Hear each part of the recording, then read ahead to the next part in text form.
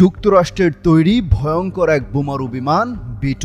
বিশাল দেহী এই বিমান এতটাই ক্ষিপ্র গতির আর পাতলা যে শত্রুপক্ষ একে শনাক্ত করতেও পারে না ঠিকঠাক মতো। অত্যাধুনিক প্রযুক্তির এই বিমান দিয়ে মাটির গভীরে সব গুড়িয়ে দেওয়া সম্ভব। বলা হচ্ছে ইরান পাহাড়ের গভীরে পরমাণু বোমার কার্যক্রম চালাচ্ছে, যেটা ধ্বংস করতে মরিয়া ইসরায়েল এবং যুক্তরাষ্ট্র।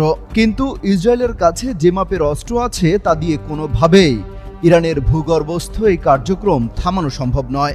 যা থামাতে পারে একমাত্র যুক্তরাষ্ট্রের B2 মডেলের ভয়ঙ্কর রূপী এই বোমারু বিমান, যা দিয়ে ফোর্দো পারমাণবিক স্থাপনার উপর ফেলা হয় 30,000 পাউন্ড ওজনের বাংকার ব্লাস্টার বোমা। এই বোমার বিশেষত্ব হলো পাহাড় মাটি ভেদ করে কয়েকশো ফুট গভীরে গিয়ে হামলা চালাতে পারে। নিউ ইয়র্ক টাইমসের এক মার্কিন কর্মকর্তা জানিয়েছেন, এই হামলায় 6টি B2 বোমারু বিমান অংশ নেয়। বিমানগুলো থেকে মাটির গভীরে অবস্থিত ফোর্দো পারমাণবিক স্থাপনার উপর 1 ডজন বাংকার ব্লাস্টার বোমা ফেলা হয়েছে। শনিবারের এই হামলার মধ্য দিয়ে মার্কিন বিমান বাহিনী প্রথমবারের মতো নির্দিষ্ট মডেলের এই বাংকার ব্লাস্টার বোমা ব্যবহার করল। শুধু বোমাই নয়, নৌবাহিনীর সাবমেরিন থেকে নাতাঞ্জ ও ইস্ফাহানের পারমাণবিক স্থাপনায় 30টি টমাহক ক্রুজ মিসাইলও ছোড়া হয়।